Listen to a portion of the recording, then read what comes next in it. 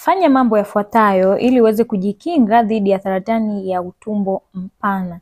Jambo la kwanza, hakikisha unapata vipimo vya saratani ya utumbo mpana mara kwa mara ikiwa umefikia umri wa kuanzia miaka 45 na kuendelea.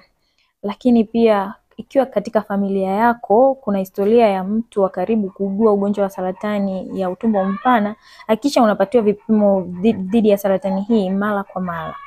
Jambo jingine ni kuepuka matumizi ya chakula kilichokaangwa sana au vyakula vya kuokwa.